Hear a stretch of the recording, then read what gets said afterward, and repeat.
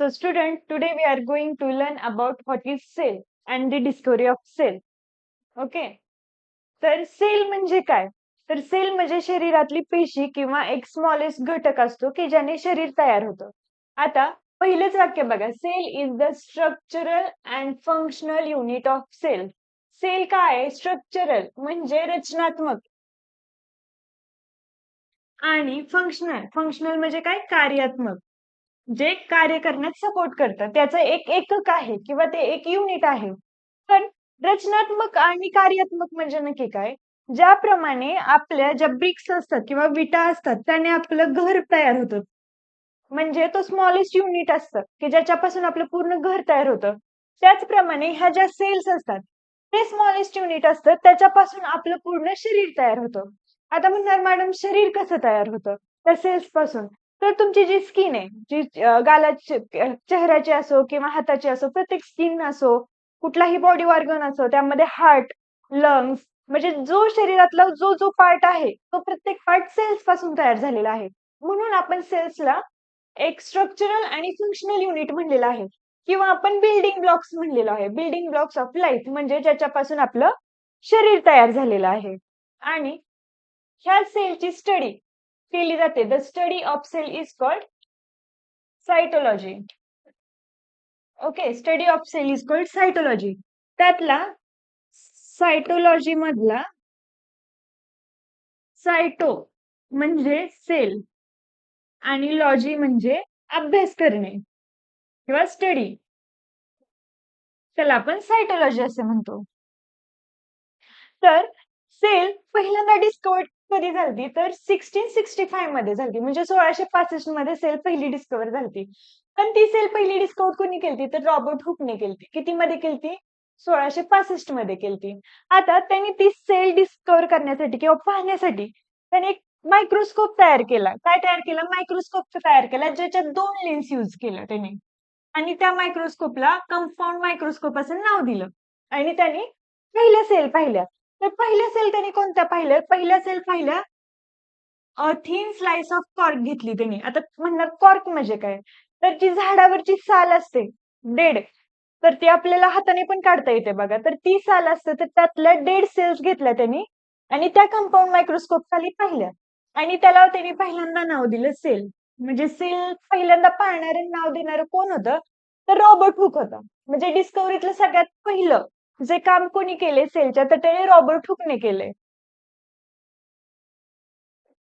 पुढे आता सेल थेअरीची आपण टाइमलाईन पाहूया. आता पहिलं तर आपल्याला माहितीये पहिलं सेलचा शोध किंवा पहिलं सेल पाहणारा होता रॉबर्ट हुक. त्यांनी किती मध्ये पाहिलं? तर 1665 मध्ये पाहिलं.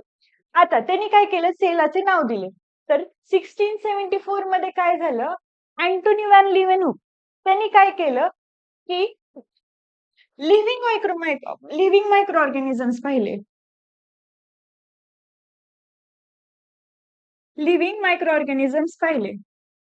तर त्यांनी लिव्हिंग मायक्रो ऑर्गॅनिझम्स कसे पाहिले? पहिले तर कंपाऊंड मायक्रोस्कोप बरोबर रॉबर्ट हुकने तयार केला.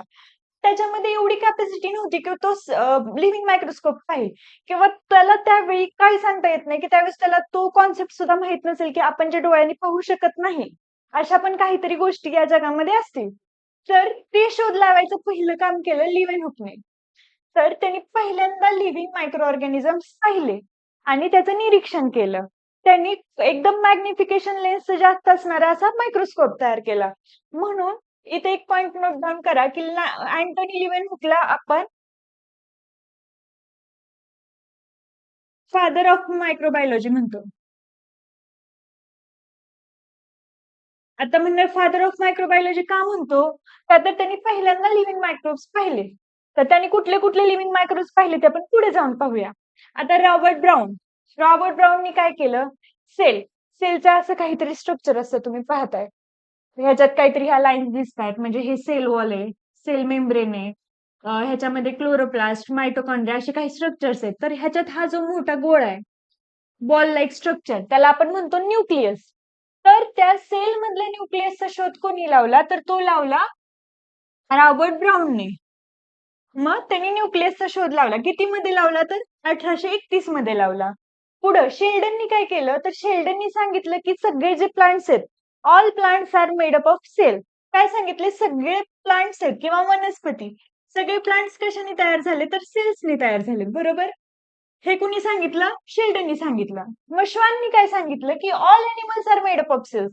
जसे प्लांट सेल पासून तयार होतात त्याचप्रमाणे अॅनिमल ते देखील सगळे सेल्स पासून तयार झालेत असं ह्या दोघांनी म्हणणं सांगितलं. बर, आता इथं आले की ऑल लिव्हिंग ऑर्गॅनिझम, प्लांट्स आणि अॅनिमल आले म्हणजे त्यात सगळेच लिव्हिंग ऑर्गॅनिझम आले, मायक्रो ऑर्गॅनिझम्स आले, बरोबर? ते सगळे सेल्स पासून तयार झाल्याचं त्यांनी सांगितलं. तर ह्या दोघांनी एकत्र येऊन काय केलं मग? ह्या दोघांनी महत्वाचे स्टेटमेंट्स दिले प्लांट बद्दल आणि अॅनिमल बद्दल. मग ते दोघं एकत्र आले आणि त्यांनी एक सेल थेरी मांडली. आता सेल थेरी काय? सेल थेरी मध्ये 3 पॉइंट्स आहेत ते आपण नंतर पाहूया. रुदरफोर्ड विर्चो त्यांनी काय केलं? त्यांनी एक स्टेटमेंट दिलं, ओमनिस सेल्युला ई सेल्युला. आता ह्याचा काय अर्थ कळतोय आपल्याला? ओमनिस सेल्युला ई सेल्युलाचा. ह्याच्यापासून एक गोष्ट लक्षात ठेवायची की every new cell comes from pre existing cell. म्हणजे काय? की प्रत्येक सेल जी पूर्वी तयार झालेली सेल असेल त्याच्यापासून नव्यानं निर्माण झालेली आहे. म्हणजे प्रत्येक सेल कशापासून तयार होते? की पहिली जी तयार झालेली सेल आहे प्री एक्झिस्टिंग सेल त्याच्यापासून तयार होते. हे स्टेटमेंट दिलं विर्चोने. आता सेल थेरीमध्ये काय सांगितले? सेल थेरीमध्ये महत्वाचे 3 पॉइंट सांगितले. पहिला पॉइंट तर आपल्याला प्लांट अँड अॅनिमल वरून कळतो की all living organism are made up of cell. म्हणूनच त्याला आपण बिल्डिंग ब्लॉक्स ऑफ लाईफ म्हणतो किंवा त्यांना आपण म्हणतो structural and functional unit of a life. त्याचप्रमाणे दुसरं स्टेटमेंट त्यांनी काय लिहिलं? हे महत्वाचे तिन्ही स्टेटमेंट तुम्हाला शेवटपर्यंत लागतात की all cell the cell is basic unit of life. आता बेसिक युनिट का सांगितलंय? का तर सगळ्यात स्मॉलेस्ट युनिट कुठलं असतं? सेल असतं. मग खूप साऱ्या सेल्स एकत्र आले की मग काय तयार होतं? टिश्यू तयार होतं. बरोबर. टिश्यू म्हणजे काय? तर पेशी तयार होतं. म्हणजे सगळ्यात स्मॉलेस्ट युनिट कोणतं झालं? सेल झालं. टिश्यू पासून काय तयार होतं? टिश्यू पासून तयार होतात ऑर्गन्स. आणि ऑर्गन्स पासून काय तयार होतं? तर सगळी आपली बॉडीचं स्ट्रक्चर तयार होतं. बरोबर? पूर्ण बॉडीचं स्ट्रक्चर तयार होतं. म्हणजे ह्यातलं ही जर चेन पाहिली आपण, सेल्स पासून टिश्यू, खूप सारे टिश्यू एकत्र आले की त्याच्यापासून तयार होतं आपलं ऑर्गन्स. ऑर्गन्स म्हणजे काय? शरीरातली वेगवेगळी अवयव आणि त्याच्यापासून आपलं पूर्ण बॉडीचं स्ट्रक्चर तयार होतं. आता पुढचा पॉइंट की म्हणून त्यांनी काय सांगितले की बेसिक युनिट सांगितले. हे एक लक्षात ठेवायचं, सगळ्यांनी लिहून घ्यायचं व्यवस्थित. पुढं all cells comes from pre existing cell. हा तिसरा पॉइंट सांगितला की all cells comes from pre existing cell. ह्याच्यासाठीच विर्चोने कुठलं स्टेटमेंट युज केलं? ओमनी सेल्युला ई सेल्युला. प्रत्येक नवीन पेशी पूर्वीच्या पेशीपासून निर्माण होते. हे स्टेटमेंट त्यांनी इथं सांगितलं सेल थेरीमध्ये. हे 3 पॉइंट्स पाहिले की आपली सेल थेरी कम्प्लीट होते. तर आता आपण ह्याची टाइमलाईन पुन्हा एकदा रिवाइज करू. हुकने काय दिलं? सेल असं नाव दिलं. ब्राऊनने काय केलं? न्यूक्लियसचा शोध लावला. शेल्डनने काय? प्लांटचं सांगितलं. त्याचप्रमाणे श्वानने काय सांगितलं? अॅनिमल्सचं सांगितलं. आणि विर्चोने सेल फ्रॉम सेल म्हणजे new cell come from pre existing cell असं सांगितलं. पुढे अँटोनी व्हॅन लिव्हेनुक. आता मगाशीच पाहिलं आपण अँटोनी व्हॅन लिव्हेनुकने काय केलं की पहिल्यांदा लिव्हिंग मायक्रोब्स पाहिले किंवा मायक्रो ऑर्गॅनिझम्स पाहिले. किती मध्ये पाहिले? 1674 मध्ये पाहिले. तर त्यांनी काय काय पाहिलं त्यावेळेस? बॅक्टेरिया पाहिले, प्रोटोझोआज पाहिले, आरबीसीज पाहिले. आरबीसीज म्हणजे काय? Blood cells, रक्तपेशी. शुक्राणू म्हणजे स्पर्म सेल पाहिले, ईस्ट आणि फंजा सारखे इतर मायक्रो ऑर्गॅनिझम जे लिव्हिंग मायक्रोब्स आहेत ते पाहिले त्यांनी. कदाचित अजून पाहिले असतील पण त्याला नक्की ते हे नाही करता आले असते, रेकॉग्नाइज नसतील झाले. पुढं ही टाइमलाईन आता आपल्याला सगळ्यांना समजली. रॉबर्ट ब्राऊनने न्यूक्लियसचा शोध लावला. न्यूक्लियस म्हणजे काय? हे आता म्हणणार न्यूक्लियस म्हणजे काय? आपली जी बॉडी आहे, माणसाची बॉडी, ती कशाने काम करते? कशा वाईज चालते? आपलं जे ब्रेन कमांड देतं, आपला जो मेंदू जो सांगतो की बाबा असं असं करायचंय तुम्हाला, तर त्याचप्रमाणे सेल जे त्याचं फंक्शन करते, ते कशावरून करत असेल सेल? सेलचं सगळं फंक्शन किंवा कंट्रोल अँड कोऑर्डिनेशन पाहणारा जो ऑर्गन आहे तो आहे न्यूक्लियस. हेच ब्राऊनने ह्याचा शोध लावला. म्हणजे अर्थातच त्या सेलच्या ब्रेनचा शोध लावला असंही म्हणता येईल आपल्याला. त्याला आपण न्यूक्लियस म्हणतो. आता केमिकल कंपोझिशन ऑफ सेल म्हणजे पेशीची आपण पेशीमध्ये काय काय असतं किंवा कोणकोणते घटक असतात ते पाहूया. तर सगळ्यात पहिले सगळ्यात जास्त असणारा घटक कोणता आहे? तर पाणी, वॉटर. वॉटर किती आहे? 70% to 90%. म्हणजे ह्याच्यात सगळ्यात जास्त प्रमाणात वॉटर आहे. तर आता वॉटर आपल्यासाठी कशासाठी लागतं वॉटर आपल्याला? ज्या केमिकल रिएक्शन्स आहेत, सगळ्या केमिकल रिएक्शन सेल्स मध्ये ज्या होणार आहे त्याच्यासाठी आपल्याला लागणार आहे वॉटर. बरोबर? त्याचप्रमाणे प्रोटीन्स. आता प्रोटीन्स किती सांगितले? 10 ते 15%. प्रोटीन जे कोरडं वजन किंवा आपल्याला आपण त्याला ड्राय वेट म्हणतो. आता हे काय आहे? वेट. वॉटर कसं असतं? वेट. तर वेट म्हणू शकतो. त्यातलं सगळ्यात जास्त काय असतं? तर वॉटर असतं. त्याचप्रमाणे ड्राय वेट. ड्राय वेट मध्ये सगळ्यात जास्त काय असतात? तर ते प्रोटीन्स असतात. आता प्रोटीन सेलला कशासाठी लागतात? प्रोटीन्स हा आपण कशासाठी खातो? आपल्या ग्रोथसाठी खातो. आपली छान डेव्हलपमेंट व्हावी म्हणून खातो. त्याचप्रमाणे सेल्सला प्रोटीन कशासाठी लागणार? त्याच गोष्टींसाठी लागणार. Growth and development. प्रोटीन कशासाठी लागणार? Growth and development. ओके. पुढं जे लिपिड्स आहेत हे बघा, पेशीच्या कोरड्या वजनात सर्वाधिक हा एक पॉइंट हायलाइटेड आहे. प्रोटीन्स काय काय तयार करतात? जे एन्झाइम्स असतात, हार्मोन्स असतात, अँटीबायोटिक्स असतात, ते सगळे तयार करतात. आता लिपिड्स. लिपिड्स काय करतात? आपल्या शरीरात सुद्धा लिपिड्स असतात किंवा लिपिड्सचा आपण इनटेक करायचा म्हणतो. तर तो कशासाठी घेतो? तर लिपिड्सला आपण एनर्जी स्टोरेज पण म्हणू शकतो. काय म्हणू शकतो? Energy storage. आता एनर्जी स्टोरेज म्हणजे तो एनर्जी साठवून ठेवतो. म्हणजे सेल छान काम करते, सेलला एनर्जी भेटते. तर सेल मेम्ब्रेनचं जे असतं, मगाशी पाहिलं आपण सेलचं स्ट्रक्चर. हे जे हे जो बाहेरचा भाग आहे न्यूक्लियसचा, कव्हरिंग आहे, ह्याला आपण आउटर कव्हरिंग म्हणतो. तर ते काय आहे? तर ते आहे न्यूक्लिअर मेम्ब्रेन. बरोबर? ह्याच्यात पण लिपिड्स काही प्रमाणात असतात. आणि हे जे आहे आतला भाग, ही आतली सेल मेम्ब्रेन, ह्याच्यात लिपिड्स भरपूर प्रमाणात असतात. मेन जे त्याचं स्थान असतं ह्याचं लिपिड्सचं, तर ते सेल मेम्ब्रेन मध्येच असतं. पुढे कार्बोहायड्रेट्स. कार्बोहायड्रेट्स कशासाठी लागतात आपल्याला? एनर्जीसाठी लागतात. कशासाठी लागतात? एनर्जीसाठी लागतात. बस. Nucleic acid. आता न्यूक्लिक ऍसिड ही काही जणांसाठी कॉन्सेप्ट नवीन असेल. आता न्यूक्लिक ऍसिड हे 2 प्रकारचे असतात. एक असतो डीएनए आणि एक असतो आरएनए. बरोबर? हे न्यूक्लिक ऍसिडचं काम काय असतं? म्हणजे ह्या दोन्हींचं ते काय करतं? Genetic information.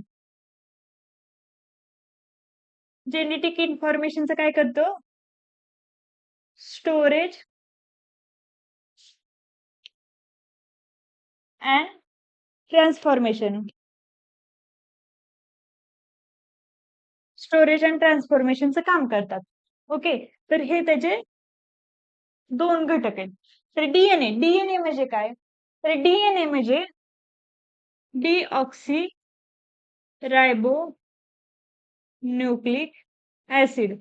हे डीएनए सगळ्यांना माहित असतं. डीएनए टेस्ट वगैरे सगळ्यांनी ऐकलेलंच असतं कुठून ना कुठून. त्यामुळे डीएनए माहितीच असतं. जे जेनेटिकल इन्फॉर्मेशन आपल्याला पाहिजे असेल कोणती, तर त्याच्यासाठी आपण मेनली डीएनए यूज करतो. आरएनए म्हणजे काय? तर रायबोज न्यूक्लिक ऍसिड.